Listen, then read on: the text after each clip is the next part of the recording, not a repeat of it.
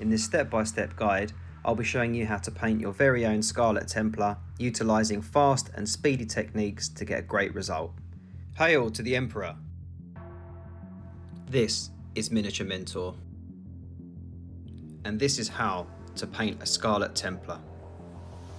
So after some decent cleaning, he's ready for priming. I've blue tacked the shoulder pads and the helm for easier use of painting, as it'll be a different colour later on. The main bulk of the armour is actually a cheat code by using lead belcher undercoat spray, and from this I'm actually going to do 2 coats. Ensure that your model is sprayed outside, not inside unless you have an extractor fan, a really powerful one. Keep it about 20 to 30 centimetres away from you, move the model frequently and burst spray. Don't just hold the button down, don't go trigger happy on this, you're not Duke Nukem. But we need to make the armour brighter, so I'm going to use Ironbreaker layer paint from Citadel, and I'm going to use a round dry brush to do this, and just dry brush across, going in circles.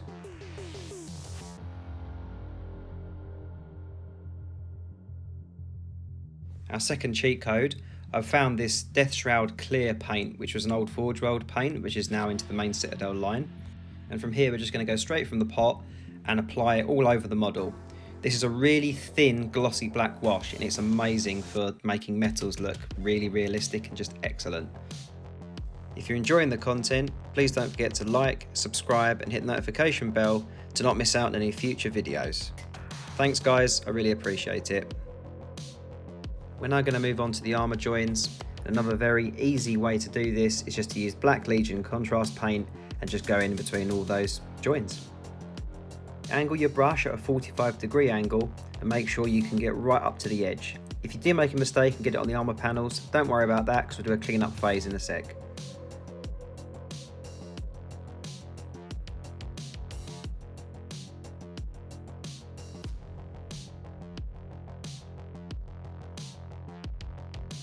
We're now going to move on to painting the belts. And all we need to do here is exactly the same method as the armour joins, but this time you're just being a little bit more neat and making sure to avoid the armour panels. If you do make a mistake though, just use that lead belcher paint from before and just tidy up those mistakes.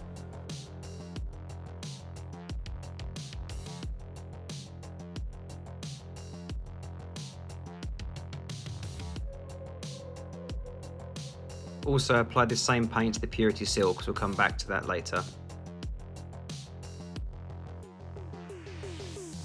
We're going to move on to painting the weapon sheath now for the mighty chainsword. And all we need to do is just a few thin coats of Corvus Black. Don't forget to repaint the studs lead belcher so that it really pops when you put the dark colour next to that.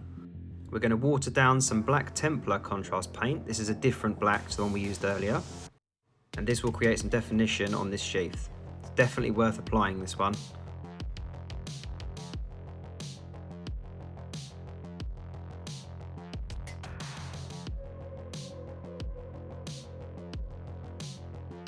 Alex over at 52 Miniatures showed a great way to paint bolt guns and bolt pistols really quick.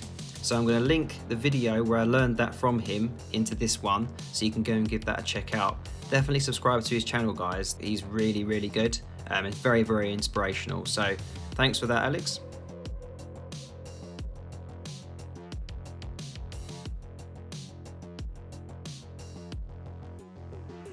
We're going to come back to the belts now, and we're going to apply a highlight from Mournfang Brown, and we can keep these chunky. If you want them thinner, just go back to Cygor Brown, water it down a little bit and just apply it over the centre of that, and it will thin everything out for you.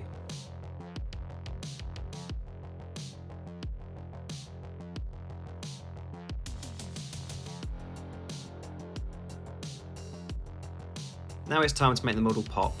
I got this recipe from an Eavy Metal paint guide, which I'll link in the description, and you mix 1-to-1 Mephiston Red with Evil Sunz Scarlet and apply in multiple coats over the tabard.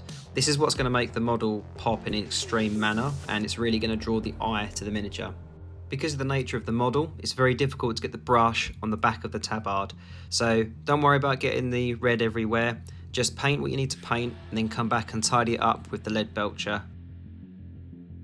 I'm going to add some Troll Slayer orange into the mix, and this will really highlight that red and make the fabric look raised and flowing.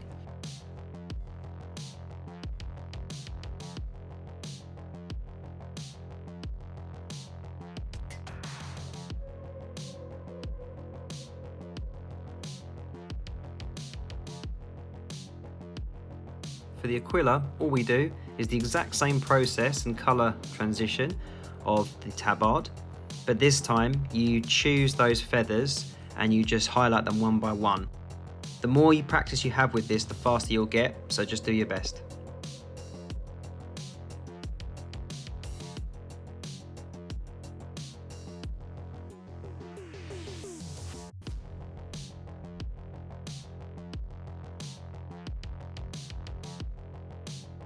With the armour and the main body complete, it's now time to move on to the shoulder pads and the head. I've used Chaos Black Primer here, as it has quite a smooth finish and it allows the paint to adhere to the model properly. I'm going to jump over to my airbrush and load it with Evil Sunz Scarlet. If you don't have an airbrush, just do thin multiple coats with a brush. It works very similarly.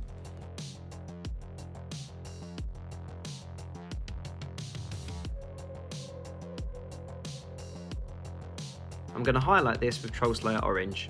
I'm only going to apply the paint directly from the top, so that I have a nice transition from orange to red. For brush users, feel free to lightly stipple or use a sponge to apply a very similar effect. To draw the eye to the scarlet colour, we want to have a framing colour, so we're just going to use a model black from Vallejo. This same technique is going to be applied to both shoulder pads, and also we're going to do the same thing with the helmet.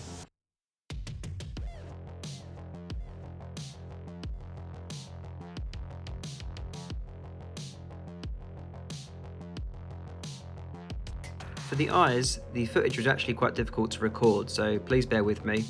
But you angle the brush again at 45 degrees, and we're going to use black first.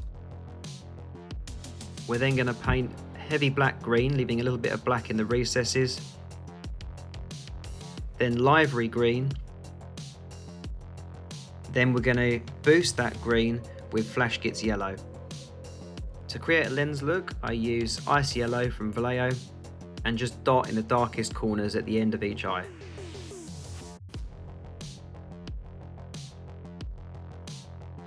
To apply our shoulder pads and helmet back onto the main body of the miniature, I just use some super glue, then apply those parts back onto the main body of the miniature.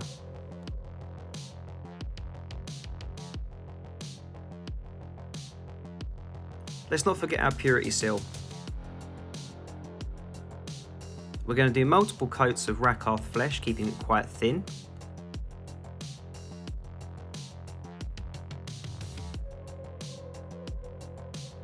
Move to Agrax Earthshade to darken down those purity seals to make them look worn.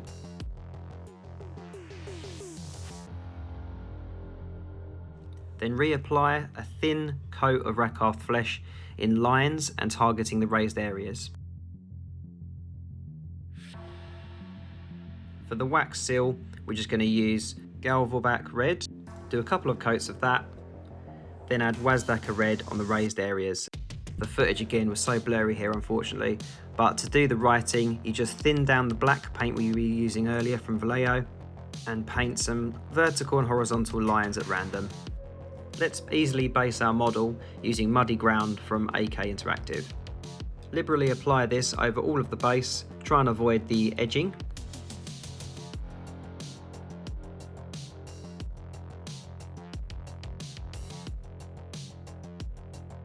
And once dry, we're going to paint the bigger rocks in Skaven Blight Dinge.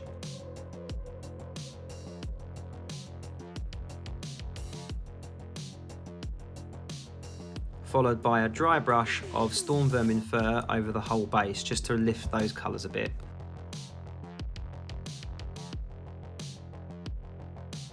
I picked up some modelling pigment from Ammo, and we're just going to apply this from the centre and work our way out. This is what makes the model look really realistic on the base. I'm really happy with the result of this weathering pigment. You can use a pigment binder from a pot, but I quite like to use this spray. It's a matte varnish spray, and I'm going to angle this directly so it targets the base. It's okay if it hits the model a little bit, but try to avoid spraying the whole miniature in this because it will take the metallic sheen out of that lead belcher colour. And all we need to do now is black the rims. With this, our Scarlet Templar Space Marine is complete. I was really happy with this colour scheme, as I was a bit nervous about it turning out well, but people seem to really like it. Please let me know any questions, thoughts and comments you have about the video. I'd be really interested to hear what you think, and I'm always happy to chat to you guys. And if you really enjoyed the content today, please don't forget to like, subscribe and hit that notification bell. I look forward to showing you the next video, particularly on the Scarlet Templars and their next Crusade. Keep on hobbying.